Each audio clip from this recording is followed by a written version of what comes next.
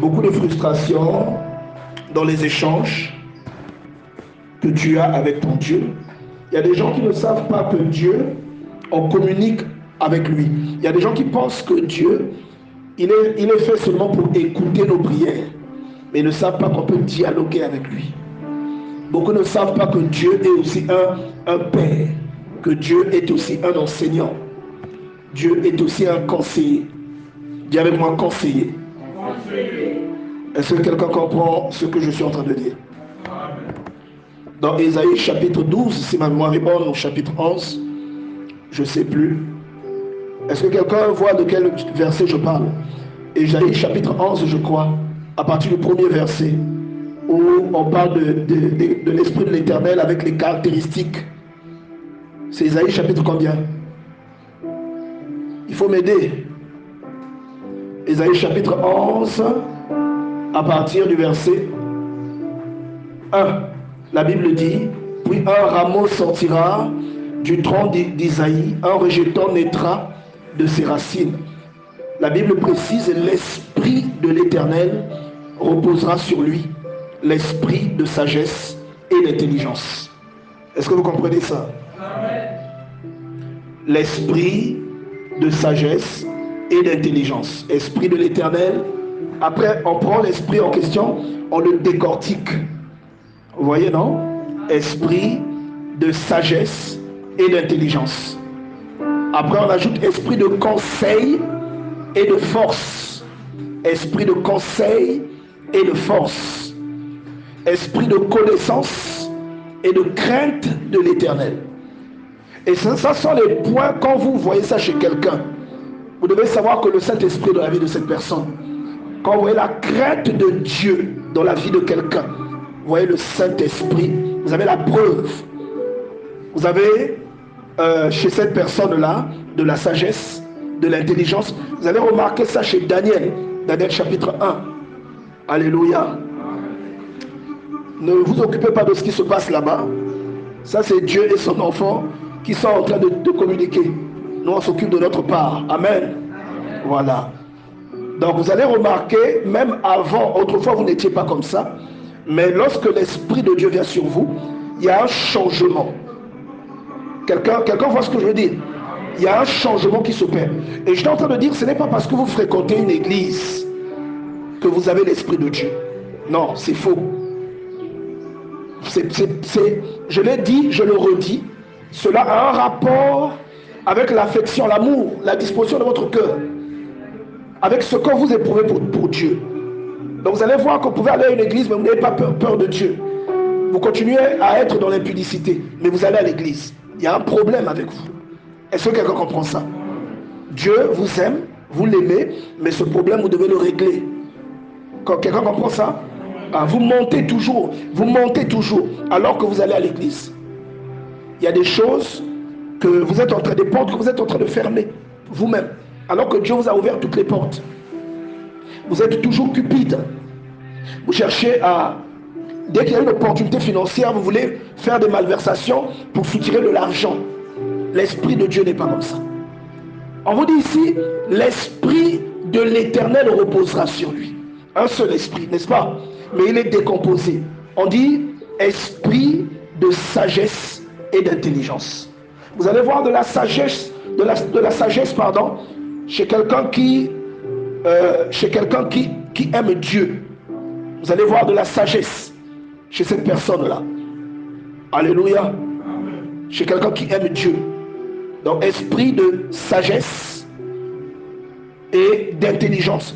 Vous verrez de l'intelligence chez une personne qui aime Dieu. De la sagesse et de l'intelligence. Est-ce que quelqu'un comprend ça? Et il poursuit, je vais répéter cette parole, esprit de conseil et de force. Une personne qui a l'esprit de Dieu est une personne forte. Je ne parle pas obligatoirement de la force physique, je parle de la force mentale. Ce n'est pas quelqu'un qui s'écroule n'importe comment. Ce n'est pas quelqu'un qui se plaint pour tout et n'importe quoi. Ce n'est pas quelqu'un qui se lamente n'importe comment. C'est quelqu'un qui est endurant. Et ça, c'est un signe. C'est une preuve de la foi dans la vie de cette personne. Quand tu as la foi en Dieu, tu ne te plains pas beaucoup. Tu ne te plains pas souvent. Parce que tu trouves une explication aux choses que tu vis. Tu dis que mon Dieu est là. Si ces choses, je les vis, je suis comme Joseph. Il est passé par des choses difficiles parce que Dieu voulait l'emmener quelque part. Dieu peut permettre que tes ennemis aient de la main sur toi, volontairement, seulement pour t'emmener quelque part. Dieu a permis que Job soit attaqué par l'ennemi et que l'ennemi mette la main sur lui. Et tout ça pour que Job devienne un témoignage. Dieu a permis que Lazare décède, juste pour qu'il soit ressuscité. Il a permis que cet aveugle-là naisse aveugle de naissance, juste pour qu'il soit guéri. Vous comprenez ce que je suis en train de dire là? Donc l'esprit de l'Éternel est sur celui qu'on appelle l'adorateur. L'esprit de l'Éternel et vous, c'est comme l'avion et le GPS. Si aujourd'hui vous enlevez le GPS, un avion qui décolle d'ici, qui va aux États-Unis, il n'arrivera jamais aux États-Unis. Il ne saura pas où il va. Et notre GPS à nous les croyants, les chrétiens, c'est l'esprit de Dieu. Vous savez qu'il y a des choses que nous sommes en train de vivre ici depuis un moment. Je ne suis pas encore vraiment dans le message. Je suis un peu en train de faire une introduction parce qu'on va terminer, on aurait dû terminer samedi passé, mais on va le terminer aujourd'hui. Il y a des choses que nous sommes en train de vivre que nous ne calculons pas. Je ne sais pas si vous avez remarqué, depuis quelque temps, nous vivons des choses que nous ne calculons même pas. Nous avons pensé autrement, mais nous vivons des choses autrement. Sœur Lise, tu as remarqué ça? Nous avons pensé autrement. Le samedi passé, quand le Seigneur me demande de faire venir le pasteur Iloki ici à la chaire, je n'ai aucune idée de ce qui va se passer. Hein. Je n'ai aucune idée. Je sais que le Seigneur me demande de l'appeler pour que je prie pour lui. Mais vous avez vu après ce qui s'est passé. Et curieusement, ce qui s'est passé avec le pasteur Iloki, la nuit, donc le matin, pendant que lui il me dit, pasteur Théo, j'ai ressenti, je me sens différent. Pendant qu'on parlait, la sœur Priscilla m'envoie une note pour me dire une chose à peu près similaire. Elle, pourtant, je n'ai pas prié pour elle. Mais elle me dit que la nuit, j'étais vu en songe en train de prier pour moi. Et j'ai l'impression que c'est seulement comme ce qui s'est passé à le pasteur Iloki, parce qu'il dit, j'ai jamais vu l'esprit te saisir comme ça. Il y a beaucoup de gens qui m'ont vu manifester ça. Vous avez été surpris. Parce que ce genre de choses, c'est un peu mon jardin secret. Ça m'arrive pas souvent devant les gens. Donc je lui dis, en fait, ce que tu as vu est vrai, tu l'as vécu, sauf que c'est pas moi. Le même esprit qui a touché le pasteur Iloki, c'est le même esprit qui t'a touché. Sauf que pour le pasteur Iloki, il est passé par moi. Mais pour toi, il est allé directement te toucher. Il t'a montré mon image parce que c'est peut-être sous mon parapluie que ça se passe. Est-ce que tu comprends? Mais c'est le même esprit. Et moi, je n'ai jamais calculé ça. Est-ce que quelqu'un peut retirer un certain Pedro du groupe? Un certain Pedro, allez sur le groupe, vous allez voir de quoi je parle. Est-ce que quelqu'un peut le retirer? Sans penser que tu as les droits administrateurs sur le groupe. Pas le groupe WhatsApp, hein? Oui, retire-le. Retire ce Pedro-là. Il faut carrément le sortir du groupe, le bannir. J'espère que tu pourras le retrouver. Alléluia. Donc, j'aimerais vraiment que nous soyons conscients. Nous soyons conscients de cela. Nous soyons conscients de cette grâce que le Seigneur nous donne. Et à un certain moment, il est important, même dans votre vie, de vous laisser conduire par Dieu. Laissez-vous conduire. Quand vous avez l'instruction, obéissez à cette instruction-là. Et je vous prends l'exemple d'Abraham depuis le début de cet enseignement. De quelqu'un qui obéit à Dieu. Vous voyez? Dieu lui dit, fais ça, il le fait. Vous allez voir dans Genèse chapitre 17, Dieu lui dit, circoncis-toi, il le fait. Mais le type, il a 99 ans. C'est un vieillard. Il dit pas, mais Seigneur, moi je suis déjà vieux, je suis déjà fini. Non, il le fait. Et nous cherchons beaucoup de compromis dans les choses que Dieu attend de nous. Dieu te dit, Lise, prends la paire de chaussures que tu aimes, donne-la à la sœur Inès. Toi, tu raisonnes. Seigneur, est-ce que c'est vraiment toi qui m'as parlé? Est-ce que c'est toi qui as dit ça? Si c'est toi, montre encore. Est-ce que vous comprenez ça? C'est Dieu qui t'a parlé. C'est Dieu qui t'a parlé. Alléluia. J'aimerais vraiment que nous soyons conscients de ça. Et j'aimerais que vous reteniez ce passage, Ésaïe chapitre 11, à partir du verset 1. Un rameau sortira du trône d'Isaïe. Isaïe, c'est le père de David, Jessé. Donc on parle en fait de la tribu de Juda. et un rejetant naîtra de ses racines. L'esprit de l'Éternel reposera sur lui, esprit de sagesse et d'intelligence, esprit de conseil et de force. Tu as supprimé? Oui. Tu as du mal à le retrouver. Tu l'as retiré du groupe. Oui, Ange a supprimé, exactement. Merci. Et vous savez, il n'y a pas de hasard, hein? Parce qu'il y a parfois des chrétiens zélés qui vont être attirés par ça. Qui vont être combattus. Parfois, il épargne ça d'abord. Est-ce que vous voyez? Je vous dis, pour aller pécher librement et tranquillement. Et on ne comprend pas deux fois pourquoi certaines choses nous passent au-dessus de la tête. Parfois, vous savez, je vous ai souvent dit, une tentation ne vient jamais par hasard. Lorsque vous voyez une tentation pointée devant vous, ça veut dire qu'il y a une bénédiction devant vous. Quelqu'un ne m'a pas entendu, hein?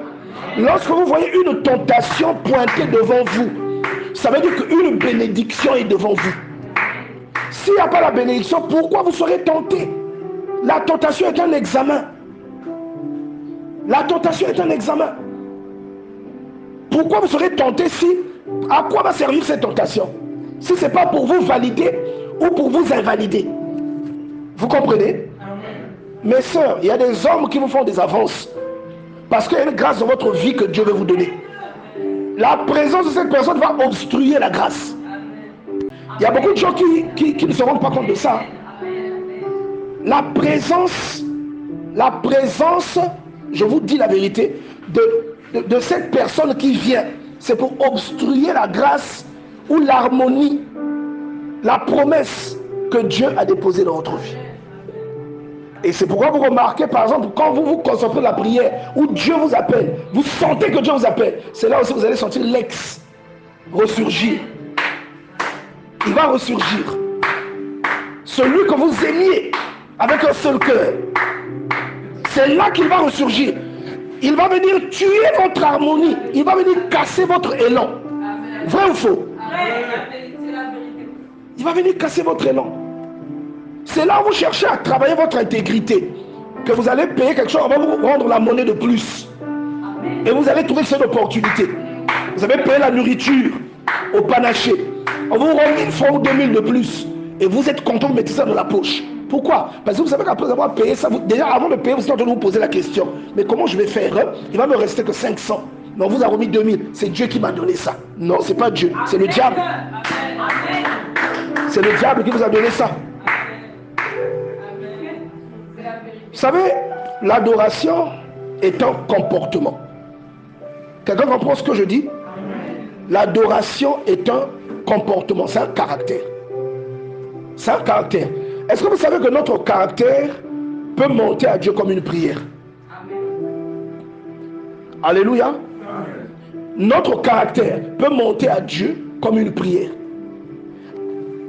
Notre caractère peut avoir beaucoup plus de puissance. Nous avons parlé dernièrement des différentes sortes de prières. Je vous ai pris l'exemple de Moïse. Quand Israël est attaqué par Amalek, le Seigneur dit à Moïse d'aller sur la montagne avec le bâton de Dieu. Moïse va sur la montagne, il lève les mains. Il ne dit rien. Il ne parle pas. Il y a des prières qui sont puissantes, qui n'ont pas besoin du son de votre voix. À ce moment-là, ce n'est pas la voix. Parce que là où nous nous trompons, c'est que nous croyons beaucoup que notre voix joue un rôle dans la prière que nous faisons. C'est plus ton état d'esprit. C'est plus ta consécration. C'est plus ta foi qui joue le rôle. Qui manifeste l'influence. Qui donne du poids au mot que tu emploies. Quand tu dis à un esprit, quitte ma vie. L'esprit va quitter. Pas parce que tu as parlé avec la voix. Mais parce que l'esprit là trouve l'écho de la sainteté de Dieu en toi. Nous devons comprendre ça. Alléluia. Beaucoup de gens ont du mal à comprendre ça. Tu vois. Dans l'île de Somme, le Seigneur dit par la bouche de David, tout ce qui est sur la terre m'appartient. Si j'avais faim, je ne te le dirais pas. Tu vois. Parce que souvent les gens veulent soudoyer Dieu. Que non, je vais faire des offrandes. Tu veux soudoyer. Ça veut dire l'offrande que tu fais est dissociée du cœur d'adoration. Parce qu'en fait, ça doit être une conséquence de ton cœur, de l'adoration que tu as, de l'émerveillement que tu ressens devant Dieu. C'est la conséquence là qui doit engendrer les bienfaits, les actes de bienfaisance que tu fais. Tu vois? Mais toi, souvent, tu vois, tu as péché. Comme j'ai péché, bon, sacrifice de culpabilité, comme dans l'Ancien Testament. J'ai péché, il faut que je fasse une offrande. Non! Est-ce que tu comprends ça? On ne corrompt pas Dieu. L'offrande doit être la conséquence de ta conviction. Ta marche est une prière puissante devant Dieu. Ta simple marche. J'aimerais que tu comprennes ça. Ta simple marche est une prière puissante. C'est pourquoi j'attire votre attention sur le caractère de l'adorateur. L'adorateur ne se comporte pas comme tous les êtres humains. Ne vous comportez pas comme les gens qui sont au boulot avec vous. Vous n'êtes pas comme eux. Ne vous comportez pas. Du moins, ils ne sont pas encore comme vous. Ne vous comportez pas comme les membres de votre famille. Comportez-vous comme un citoyen du royaume de Dieu. Vous venez de là-haut. Vous avez été, c'est-à-dire que votre nationalité a été réhabilitée.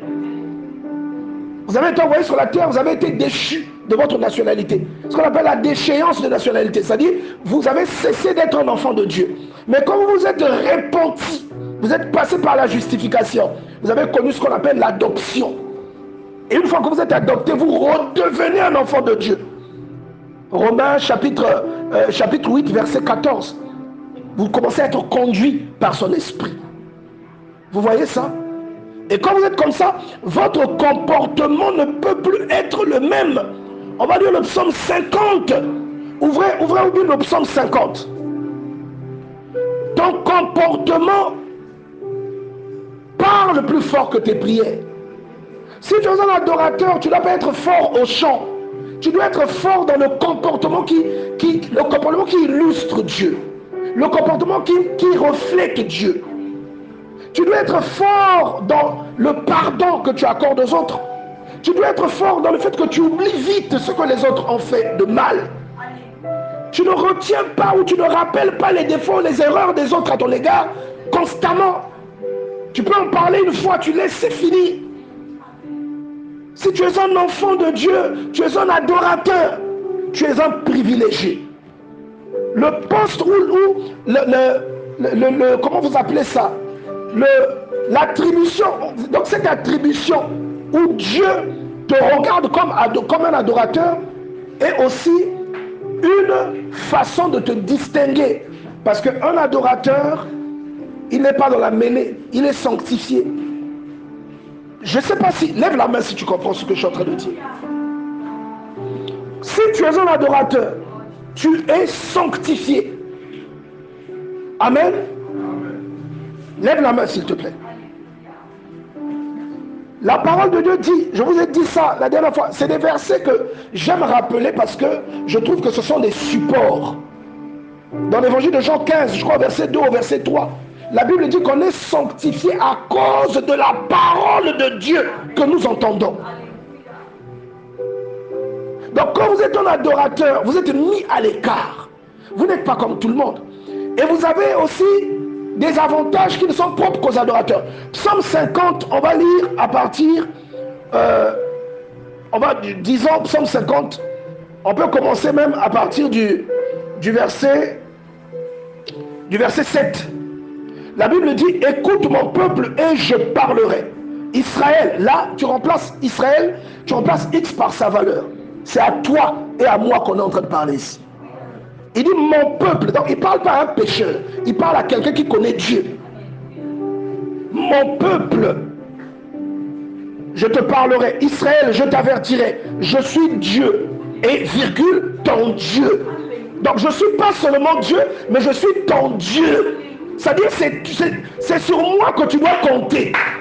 C'est à moi que tu dois regarder. C'est moi que tu dois écouter. C'est selon moi que tu dois marcher. Selon mes instructions que tu dois vivre, que tu dois te comporter. Et j'aime beaucoup rappeler Genèse chapitre 17 verset 1. Lorsqu'Abraham fut âgé de 99 ans, la parole de l'Éternel lui fut adressée dans ces termes. Abraham, je suis le Dieu Tout-Puissant. Marche dans ma présence et sois intègre. Donc, en d'autres versions, on dit, marche devant moi et sois irréprochable. Sois irréprochable. Christian, je suis le Dieu Tout-Puissant. Marche devant moi et sois irréprochable. La phrase qui suit après, je te bénirai. Est-ce que tu comprends? Pourquoi il te dit d'être irréprochable? Pourquoi le fait de te bénir vient après que tu sois devenu irréprochable et que tu aies marché dans ses voies? Marche devant ma face, sois irréprochable, Christian. C'est de ça qu'il est question. Est-ce que quelqu'un comprend ça? Il commence, je suis le Dieu Tout-Puissant. Quand il dit Tout-Puissant, bien-aimé, je ne sais pas si tu ressens ce qui est en train de se passer ici. Tout-Puissant, Tout-Puissant, Tout-Puissant. Je ne sais pas si tu comprends ça. Le Dieu Tout-Puissant, il peut tout. Rien n'est au-dessus de lui. Tous les aspects bloqués de ta vie sont entre ses mains. Donc quand il dit je suis le Dieu Tout-Puissant, il peut tout faire, il peut tout accomplir, il peut tout réaliser, il peut tout bloquer, il peut tout débloquer.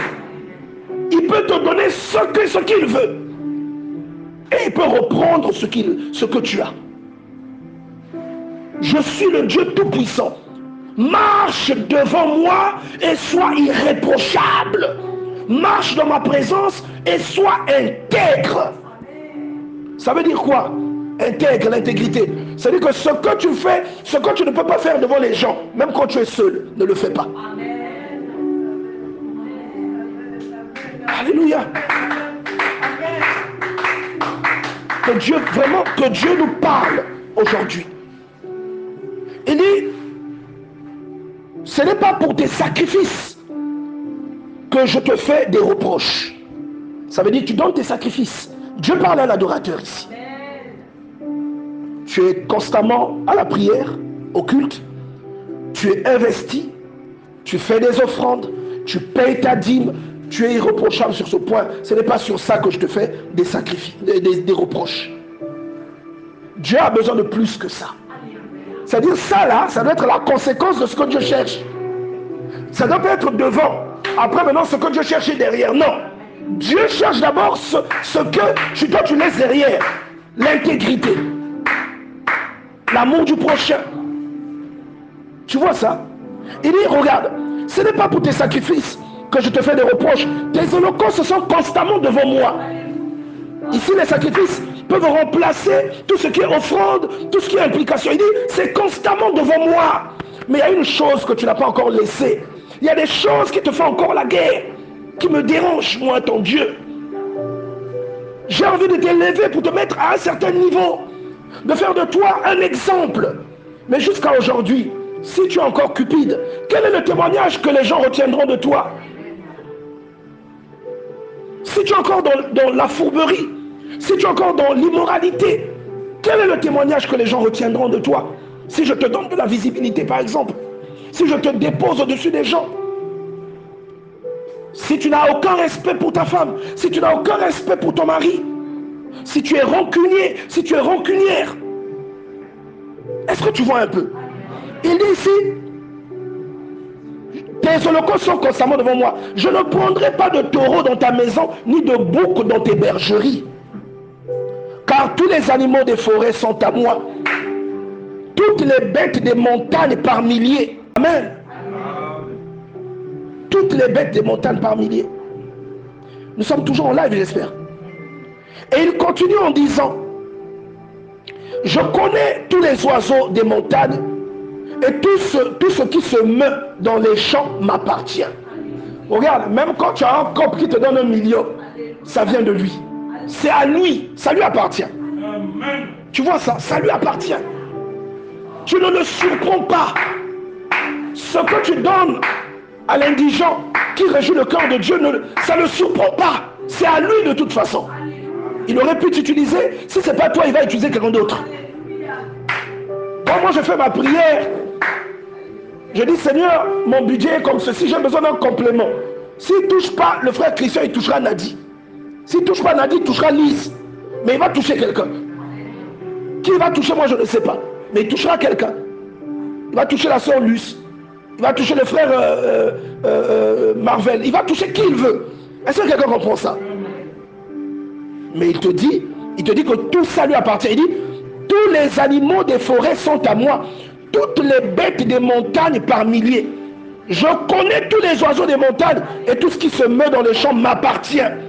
Si j'avais faim, je ne te le dirais pas, car le monde est à moi et tout ce qu'il renferme. Il faut aller aider là-bas. Et tout ce qu'il renferme. Alléluia. Le monde est à moi et tout ce qu'il renferme. Et il va ajouter en disant, est-ce que je mange la chair des taureaux? Est-ce que Dieu, quand tu donnes l'argent de l'offrande, ou bien quand tu fais, je ne sais pas, une libéralité, est-ce que Dieu a une banque là où il met ça? Non. C'est un principe spirituel auquel tu accèdes et qui te revient. En fait, il y a des choses que Dieu a laissées en autogestion. Dis avec moi, autogestion. Il y a des choses que tes enfants vivent, c'est parfois le bien que tu as fait aux gens. Et Dieu s'est arrangé à ce que même la nature nous témoigne ça. Quand tu prends un grain d'arachide que tu mets dans le sol, il suffit que l'eau vienne là, l'arachide là va pousser. Tu prends un noyau, il n'y a pas de fruit dessus, hein, c'est un noyau. Tu le plantes, ça va pousser. C'est comme quand tu fais une libéralité. Quand tu aides quelqu'un, quand tu héberges quelqu'un, c'est la même chose. C'est-à-dire Dieu a laissé certaines choses en autogestion. Il dit, ça ne me surprend pas. C'est à moi. Je ne mange pas ces choses-là. Si j'avais faim, je ne te le dirais pas. Car le monde est à moi et tout ce qu'il renferme. Est-ce que je mange la chair de taureau? Est-ce que je bois le sang des boucs? Il dit ça parce que les gens sacrifient des boucs. Mais il ne faut pas sacrifier les boucs parce que tu veux faire plaisir à Dieu. Il faut que tu aies foi en Dieu et que cette foi te pousse à sacrifier le bouc. Est-ce que tu comprends ça? C'est l'amour pour Dieu qui doit te pousser à faire ça. Mais quand tu fais l'inverse, que tu veux seulement sacrifier le bouc, mais l'amour, l'intérêt n'est pas vraiment là, ce que tu fais là, ce n'est pas ce que Dieu attend. Et il dit, offre pour sacrifice à Dieu des actions de grâce. Offre, dit, si j'avais faim, je ne te le dirais pas, car le monde est à moi, tout ce qu'il renferme, et tout ce qu'il renferme. Est-ce que je mange la chair des taureaux? Est-ce que je bois le sang des boucs? Offre pour sacrifice à Dieu des actions de grâce et accomplis tes vœux envers l'Éternel. Offre des actions de grâce. Actions de grâce. Est-ce que quelqu'un comprend ça? C'est quand tu célèbres, quand tu élèves Dieu pour ses bienfaits. C'est quand tu le mets à sa place pour lui dire merci. Est-ce que tu comprends ça? C'est-à-dire c'est ton cœur. Il a besoin de ton cœur. Dis à ton voisin ton cœur. C'est de ça qu'il a besoin. Il dit offre pour sacrifice à Dieu des actions de grâce et accomplis tes vœux envers le Très-Haut. Les engagements que tu prends devant Dieu, tu dois les accomplir. Et regarde ce qu'il dit ensuite. Invoque-moi au jour de la détresse, je te délivrerai et tu me glorifieras. Est-ce que tu comprends? Et tu me glorifieras. Donc l'adorateur a une posture très délicate. Regarde, est-ce que tu sais que même la louange peut être donnée en sacrifice à Dieu? Même la louange. Tu vois ça? Il y a plein d'exemples que la Bible prend pour dire que parfois, il y a des choses que nous faisons qui montent devant Dieu comme un parfum de bonne odeur. Comme un parfum de bonne odeur. Ce que le Seigneur appelle le parfum odoriférant. Quand il donne des instructions à Moïse, c'est à ça que ressemble la vie de l'adorateur. L'apôtre Paul parle de sacrifice de louange. Sacrifice de louange.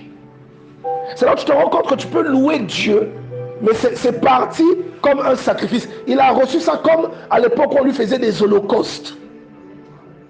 Est-ce que quelqu'un comprend cela?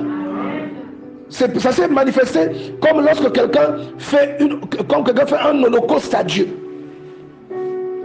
Mais Jésus le rappelle, même lorsqu'il parle aux Juifs.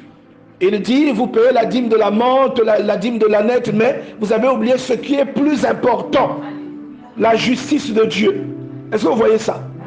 C'est ça le plus important, que vous auriez normalement dû pratiquer en associant la dîme de la nette et la dîme de la montre, ainsi de suite. Mais n'oubliez pas la justice de Dieu. C'est quoi la justice de Dieu? Quand tu es un adorateur, quand ton enfant a tort devant ton neveu, tu dois dire à ton enfant, tu as tort. Quand ton enfant a tort devant le voisin, tu dois dire à ton enfant, tu as tort. Et dire au voisin, voisin, tu as raison. C'est ça. Parce que Dieu, regarde, Dieu aime le voisin aussi. Hein. Il n'est pas seulement ton Dieu. Parce que tu crois que comme tu aimes ton enfant, donc Dieu aussi aime tes enfants comme tu... Mais tu crois que la façon dont tu détestes le voisin, Dieu aussi déteste le voisin comme ça. Non. Dieu, le voisin, c'est aussi son enfant. Et l'adorateur, je pense qu'il y a un degré de connaissance auquel nous accédons qui confirme notre état d'adorateur. Un degré de connaissance et de révélation sans lequel il est impossible d'être un adorateur digne de ce nom. Je vous dis, il vous sera impossible d'être vraiment un adorateur digne de ce nom. Parce qu'il y a un degré. Un degré. Je ne sais pas si quelqu'un comprend ça. Frère Morel, je n'ai plus de lumière ici. Hein. C'est pas grave, la qualité est bonne. Si c'est bon, il n'y a pas de souci. Est-ce que quelqu'un comprend ce que je suis en train de dire ici? Tu vois? Donc la Bible parle de nous comme de rois. Il parle de nous comme si nous étions des rois. Il y a des avantages que Dieu te donne. Mais il ne te les donne pas parce que tu es injuste. Il te les donne parce que tu es juste. C'est pourquoi tu vois Joseph. Dieu lui donne des avantages, non? Mais Joseph est juste.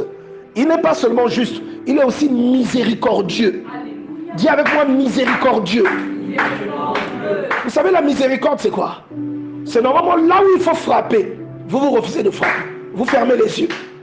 C'est comme ça que Dieu est avec nous. Et regardez Joseph. La sœur Krishna a partagé ça la dernière fois sur le groupe. Il dit, vous avez prévu me faire du mal. Mais Dieu a changé cela en bien. Et ce mal-là que vous m'avez fait, il l'a transformé pour que je devienne une source de délivrance pour beaucoup de gens. Donc n'ayez pas peur, ne vous dites pas, parce qu'ils avaient peur de ce que Jacob est mort, que Joseph allait leur faire du mal. Joseph leur a dit, je ne vous ferai pas du mal. Je ne vous ferai... Regardez, il faut être... Dieu élève les miséricordieux. Il élève les gens qui aiment les autres. Vous aimez Dieu. Si vous n'aimez pas les autres, votre marche est incomplète. Lorsque vous aimez Dieu, vous devez aimer les autres. Alléluia. Quand vous aimez les autres, vous devez apprendre à fermer les yeux sur les fautes des autres.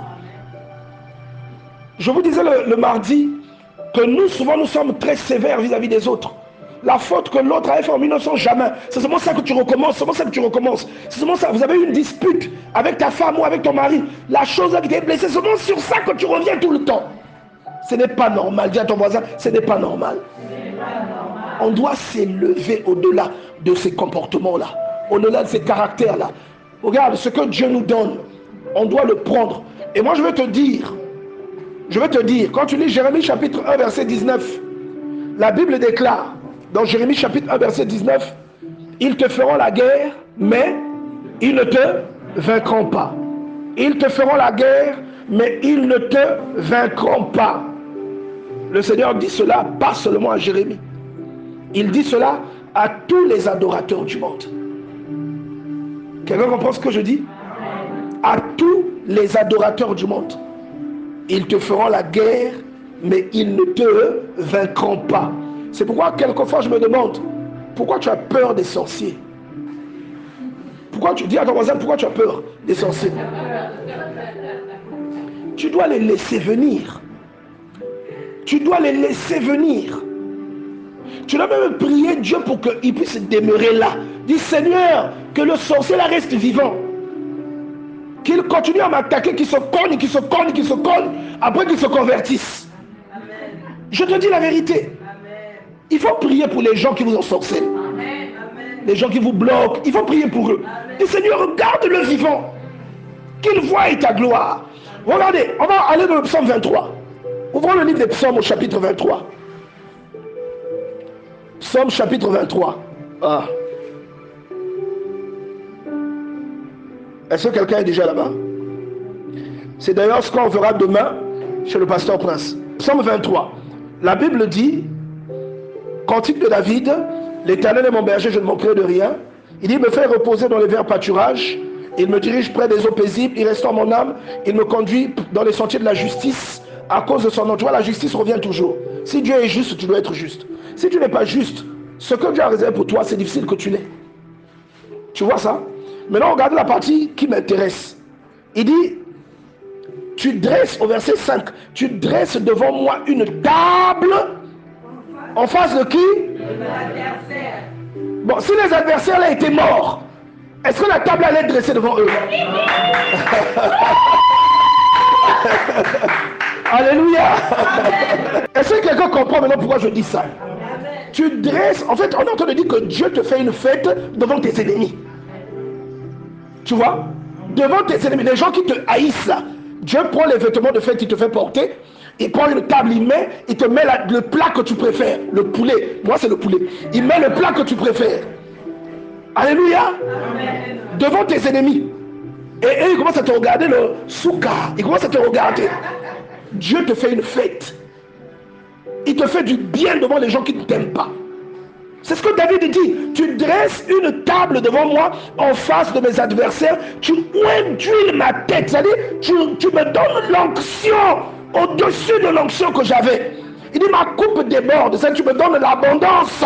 Tu me donnes l'abondance devant mes ennemis. Maintenant, toi, quand tu dis que tes ennemis meurent, bon, ils verront ça comment? Toi, tu ne veux pas leur montrer qu'ils ont échoué.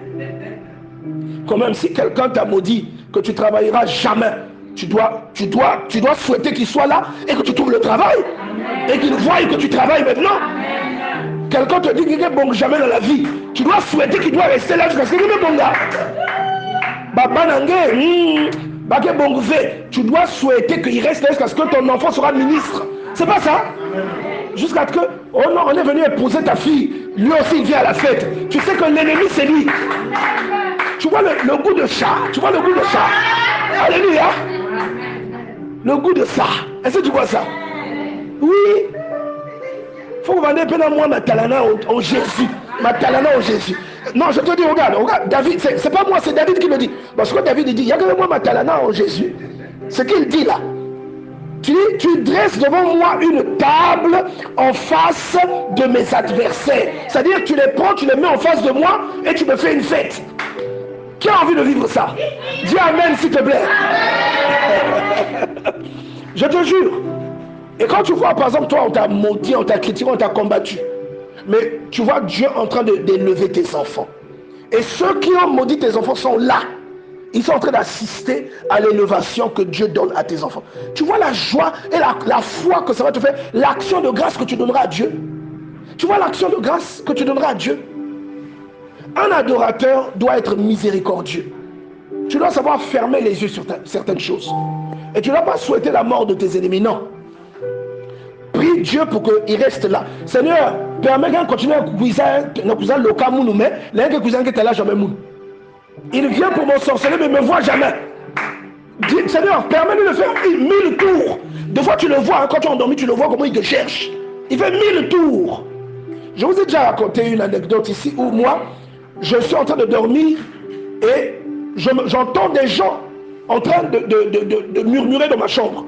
Quand je me réveille, je ne suis plus sur le lit, je suis au plafond. Alléluia. Alléluia. Est-ce que quelqu'un se... Je suis au plafond. Et quand je suis au plafond, je me retourne, je vois les gens, 2 personnes en train de me fouiller. Je vous ai déjà raconté ça ici. Ces choses-là, je les raconte pour vous fortifier. C'est Dieu seulement qui voulait me montrer. Tu vois, il y a des gens qui te cherchent, mais ils ne te trouvent pas. Pourtant, tu es là. Et je crois que tout enfant de Dieu est comme ça. N'importe quel enfant de Dieu est comme ça. Toi aussi, tu es comme ça. C'est pas parce que tu ne vois pas ça. Hein. Même si tu ne vois pas ça, tu es comme ça. C'est pourquoi tu vois que ceux qui te combattent depuis longtemps, ils n'arrivent jamais à t'atteindre. Tu vois, laisse-les t'attaquer.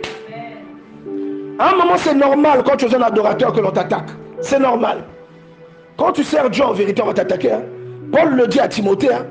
Il dit, toute personne qui voudra mener une vie pieuse en Jésus-Christ sera quoi? Sera quoi? Mais pourquoi vous dites ça timidement comme ça? Vous avez peur que ça vous arrive? Mais si ça vous arrive pas, c'est difficile que vous puissiez aller à l'autre étape. C'est pas vrai? 2 Timothée chapitre 3 verset 12. Tu peux noter ça s'il te plaît? Écris ça. 2 Timothée chapitre 3 verset 12. Or tous ceux qui veulent vivre pieusement en Jésus-Christ seront quoi? Persécutés. Donc c'est normal que tu sois persécuté. C'est normal. Vous avez vu la persécution de notre soeur avant son mariage. Je ne dis pas le nom parce qu'on est en live. Notre soeur qui porte les lunettes, qui est assise à droite, là, qui est assise derrière la soeur Lise. Vous avez vu comment elle a été persécutée avant et pendant son mariage? Persécution à loufoua. Mais le mariage a eu lieu, oui ou non? Vous voyez, non? Un enfant de Dieu est toujours persécuté. Et la persécution, c'est un peu comme le visa de ton caractère céleste. Et l'apôtre Paul le dit à Timothée. Et Jésus va plus loin. Jésus dit que le monde l'a haï avant nous. Quelqu'un comprend ça? Le monde l'a haï avant nous. Si le monde l'a haï lui, combien à plus forte raison nous? Et il dit que le serviteur ne dépasse pas le maître. Est-ce que quelqu'un comprend de quoi il est question ici? Le serviteur n'est pas plus grand que le maître. Si le monde m'a haï, il vous haïra. Bon, maintenant, toi, quand on te hait, tu te plains. Tu es un adorateur, oui ou non? Pourquoi tu veux que... À ton avis, on avait haï Jésus, pourquoi? Il a fait plus de bien que toi. Encore lui, on pouvait fouiller le péché, on n'allait pas trouver. Mais chez toi, il y a au moins des péchés. Il y a au moins des causes qui peuvent justifier pourquoi on te hait. Chez lui, on ne trouvera rien. Mais lui, il ne se plaignait pas. Mais toi, tu te plains. Parce qu'on te hait. Tu trouves pas que tu es bizarre quand même? Quand tu lis Nombre chapitre 22, tu vois l'histoire de Moab et d'Israël. On dit que le roi de Moab ressentait une haine pour Israël. Israël lui avait fait quoi? Rien du tout. Lui, c'était un roi, il avait un royaume, il avait des sujets. Israël n'avait même pas de pays. Ils habitaient dans le désert. Mais quand il les voyait, il m'a dit, t'allais Nkele. Dis avec moi Nkele. Ah. Il m'a dit, t'allais Nkele, Nakatia Tima. Tu vois ça? Est-ce que vous comprenez ça? Ah. Il m'a dit, t'as la colère quand il voyait Israël. Quand tu as quelque chose de Dieu, quand tu es un adorateur, on va te haïr. Souvenez-vous de ce que Étienne a vécu. Étienne a vécu quoi? Qu'est-ce qu'il avait fait? Les gens disent que le Saint-Esprit était en lui et lorsqu'il discutait avec les gens, on ressentait ça. Rappelez-vous Ésaïe chapitre 11. Esprit de sagesse et esprit d'intelligence. Rappelez-vous. On dit qu'il est dépassé tous. Et à un moment, quand il a donné des révélations, on l'a lapidé. À quoi tu t'attends? C'est un ange, tu t'attends à quoi? Lise, tu t'attends à quoi? C'est normal qu'on te haïsse. Dis à ton voisin, c'est normal. Donc j'aimerais terminer en te disant qu'il est logique qu'il y a une certaine révélation de Dieu qui vient dans ta vie, qui va confirmer le fait que votre statut n'est plus le même. C'est cette révélation qui fait que vous n'en voulez pas aux gens qui vous font du mal. Vous êtes incapable de détester quelqu'un qui vous fait du mal. C'est cette révélation qui fait que vous, c'est parce que vous avez des sentiments pour Dieu. C'est parce que vous avez des sentiments pour Dieu que vous faites des choses pour Dieu. C'est-à-dire que les choses que vous faites pour Dieu sont les enfants de ce que vous ressentez pour Dieu. Donc ça naît de votre sentiment à l'égard de Dieu. C'est comme quand vous épousez une femme à cause de l'amour que vous avez pour cette femme. Le mariage devient l'enfant de l'amour que vous ressentez. Il y a que le mariage à intérêt. Vous comprenez ça? Ah, parce que pour les autres, c'est parce que vous avez vu l'argent. Vous avez vu un avantage là-bas. Mais c'est quand c'est de l'amour, ce que vous faites, ça devient le fruit de l'amour que vous avez pour Dieu. Donc pour résumer, nous sommes à la fin. Pour résumer, La Bible déclare, la Bible nous rappelle, dans Jean chapitre 4, à partir du verset 24, que Dieu est quoi? Esprit. Dieu est quoi? Esprit. Lève la main. Il y a des personnes qui ont un visage de fatigue. Dieu est esprit. Et on nous dit que ceux qui l'invoquent doivent l'invoquer quoi? En esprit. En esprit. Quand on vous dit en esprit, c'est une façon de vous dire la logique de l'esprit là.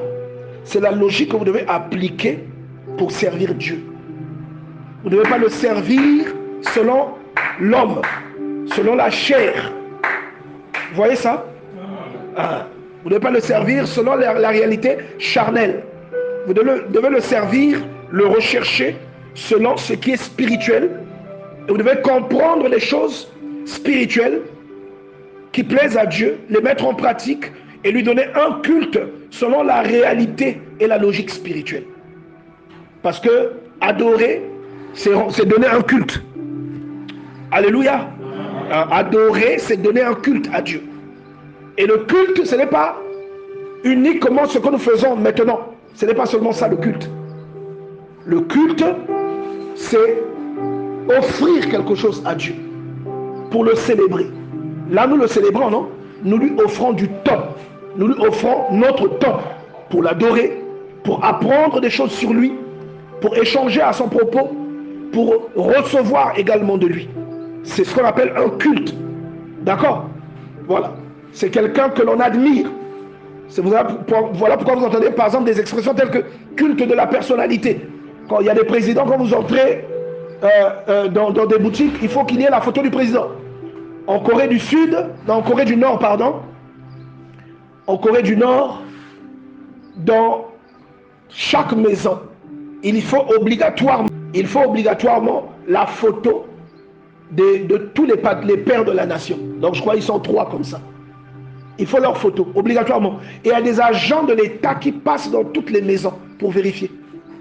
Si vous avez la... Alléluia. Quelqu'un comprend ça? Est-ce que vous comprenez? C'est-à-dire, vous avez la photo du grand-père de Kim quoi? Le président nord-coréen là. Vous avez la photo de son grand-père, la photo de son père, et je crois sa photo, quelque chose comme ça. Voilà. C'est pas grave, c'est pas grave. Les gens ont compris. Au moins, vous avez leur photo obligatoirement chez vous.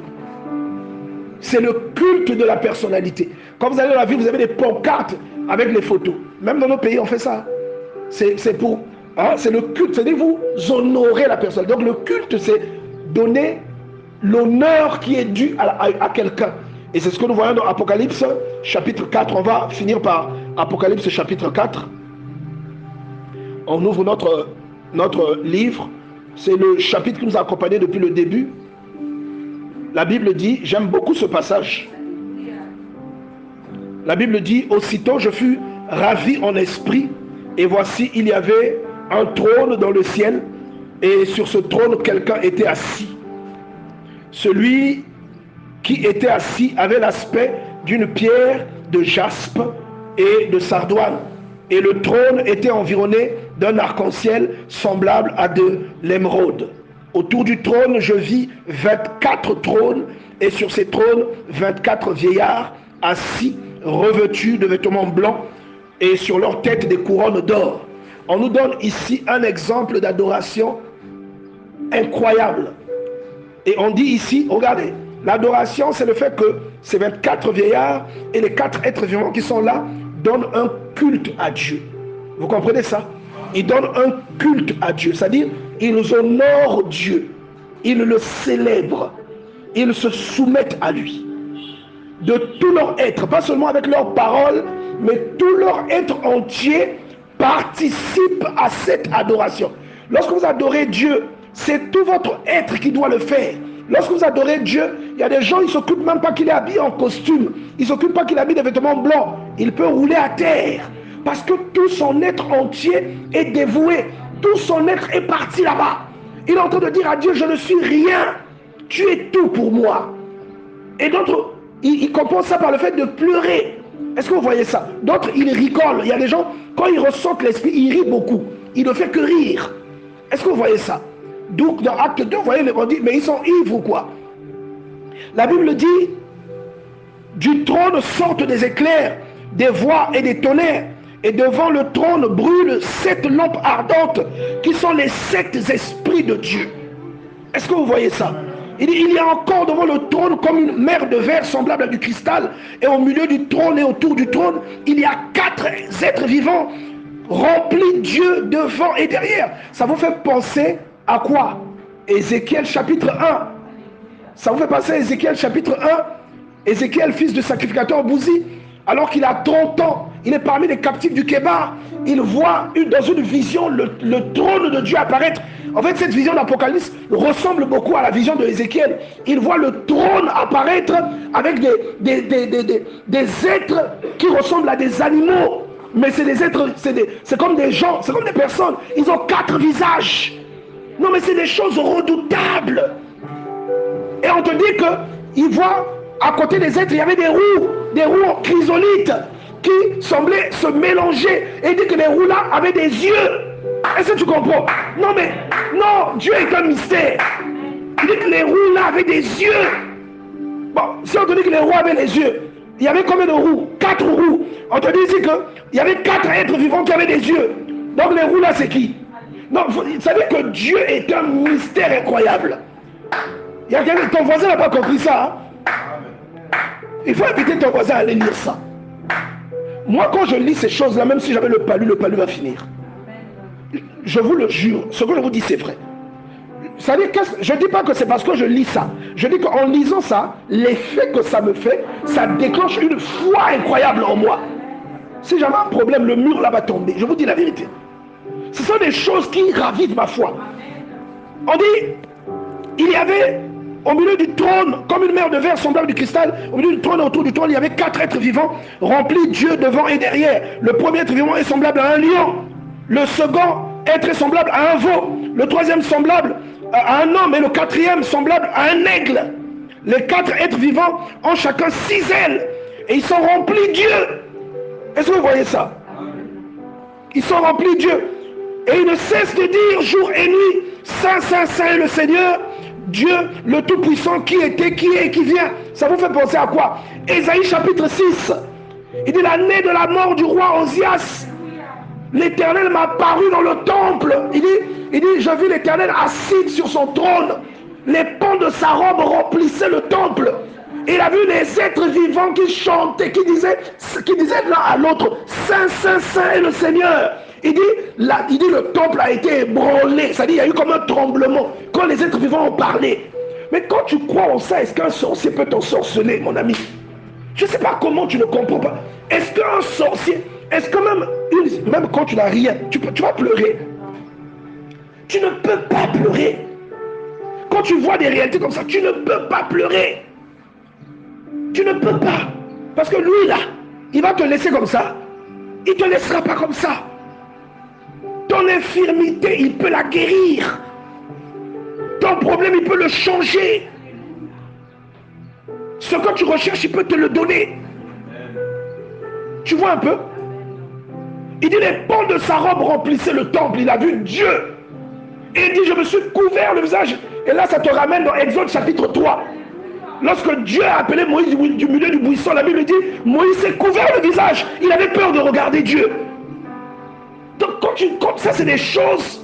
Ah, mon ami, un sorcier ne peut pas te bouffer quand tu lis constamment ces choses-là. Je te dis la vérité. C'est des choses qui décuplent la foi de quelqu'un. Un sorcier ne peut rien te faire. Pourquoi tu as peur? Dis à Dieu, laisse-le continuer à venir. Laisse-le continuer à venir. Après, il va aller chanter partout que je suis magicien. Parce que quand il vient, ce qu'il voit, il n'y a que lui qui connaît. Il voit ce que le chat avait vu dans la rue Mboshi. Alléluia. Non, c'est vrai ou c'est faux? Il va chanter partout, je suis magicien. Je vous dis la vérité. Parce qu'on te dit, tu vois que c'est la même réalité partout. Exode 3, Ésaïe 6, Ézéchiel 1, Apocalypse 4, c'est la même réalité qui suit Dieu partout. Il disait Saint, Saint, Saint, le Seigneur. Il disait l'un à l'autre Saint, Saint. Et là, il dit le son de leur voix était comme le tonnerre. Donc, le temple a tremblé quand il a dit, malheur à moi, je vais mourir. Car je suis un homme dont les lèvres sont impures. J'habite au milieu d'un peuple dont les lèvres sont impures. Mes yeux ont vu le roi. Moi, je ne sais pas qui est ton roi. Mais mon roi, à moi, il peut régler mes problèmes. Je ne sais pas ton roi à toi, qu'est-ce qu'il peut faire dans ta vie. Mais si c'est le Dieu que moi je prie, je crois qu'il peut régler le problème qui te tourmente, le problème qui te tracasse. Il peut régler ce problème. Alléluia. Regarde toute la puissance qui t'accompagne. Regarde toute la puissance que tu reçois. Et on dit que ce type-là, il habite en toi. Il habite en toi. Toi, tu ne sais pas ce que les sorciers vivent quand ils te regardent. Tu ne sais pas. Ils vont te poursuivre, mais ils ne te vaincront pas. Ils vont te lancer des pierres. Tu sens que l'épaule. Mais la plaie, mais tu ne mourras pas à cause de ça. Alléluia. Ça ne te tuera pas. Tu vois, la Bible dit, quand les êtres vivants rendent gloire et honneur et action de grâce à celui qui est assis sur le trône, à celui qui vit au siècle des siècles. Ça te ramène dans Psaume 90. Éternel, tu as été pour nous un refuge de génération en génération, avant que les montagnes, alléluia, avant que les montagnes fussent nées, avant que tu aies créé le ciel et la terre. Est-ce que quelqu'un comprend cette parole? D'éternité en éternité, tu es Dieu. Alléluia. Tu es Dieu. Ça te ramène là-bas. Il dit quand les êtres vont, donc quand tu vois ça, tu comprends quel est le genre de culte que tu dois rendre à Dieu. Comment tu dois le louer, comment tu dois le célébrer, quel est le barème sur lequel tu dois te baser pour l'élever. Il a existé depuis toujours. Et tout ce qui existe pour lui, par lui et en lui. En dehors de lui, il n'y a rien. Donc quand tu te bases sur ça et que tu commences à le célébrer, non, tu ne le célébreras pas comme on le célèbre partout. Tu vas lui donner un culte spécial. Tu vas lui donner un culte particulier, mon ami. Et tout ce qui était chaîne en toi va tomber. Toutes les chaînes dans ta vie vont cesser d'exister. Parce que Dieu va te délivrer. Alléluia. Il dit, quand les êtres vivants rendent gloire et honneur et action de grâce à celui qui est assis sur le trône, à celui qui vit au siècle des siècles, les 24 vieillards se prosternent. C'est quoi? C'est des rois. Parce qu'ils sont sur des trônes. Même si on n'a pas dit que ce sont des rois. Quand tu es sur un trône, ça veut dire que tu es quoi? Un roi. Est-ce que vous voyez ça? Donc il y a une hiérarchisation dans le ciel. Il y a des hiérarchies. Parce que vous voyez, il y a le trône de Dieu et il y a d'autres trônes. Quelqu'un comprend ça? Il dit, ils se prosternent devant celui qui est assis sur le trône et ils adorent celui qui vit au siècle des siècles. On dit, ils jettent leur couronne. Donc tu prends le symbole de ta royauté. C'est le symbole de ton élévation, le symbole de ce que tu as de plus cher. C'est ton Isaac à toi, ton Isaac. C'est ta graisse à toi que tu donnes à Dieu. Il dit, ils prennent ça, ils jettent ça devant Dieu. C'est tes vêtements que tu retires, comme David l'a fait. Ce sont les 1000 holocaustes que tu donnes à Gabaon. Les 1000 holocaustes qui déclenchent une vision, une visite de Dieu qui vient te demander, qu'est-ce que tu veux que je fasse pour toi? Comme ce fut le cas pour Salomon. Est-ce que quelqu'un comprend cette parole? Et ce genre de parole, c'est le genre de parole sur lequel un adorateur base sa foi. C'est le genre de parole sur lequel tu t'assieds pour élever Dieu, pour célébrer Dieu, pour lui donner un culte. Est-ce que quelqu'un comprend ça? Et ils disent, tu es digne, notre Seigneur et notre Dieu, de recevoir. Donc c'est pas seulement leur Dieu, c'est aussi leur Seigneur, c'est-à-dire leur maître, leur chef. Tu es digne de recevoir la gloire, la loi. Bon, toi, quand tu l'adores pas, moi je me demande, qu'est-ce que tu crois? Même si tu l'adores pas, il y a des gens qui l'adorent. Dans le ciel, il y a des gens qui l'adorent. Est-ce que tu comprends ça? Les gens là sont plus puissants que toi, mais ils adorent Dieu. Les gens là sont plus puissants que toi, mais ils élèvent Dieu. Est-ce que tu comprends ça? Toi, dès qu'on te nomme, tu as un poste, tu deviens orgueilleux. Mais eux, c'est les rois, ils sont élevés. Ils jettent le pouvoir de leur autorité devant Dieu pour l'élever. Alléluia. Il dit, car tu as créé toutes choses, et c'est par ta volonté qu'elles existent, et qu'elles ont été créées. Et encore une fois, ça va te ramener à Colossiens, chapitre 1, à partir du verset 15. Est-ce que quelqu'un comprend ça? Tu vas te lever, bien-aimé, on va clôturer ce moment de prière.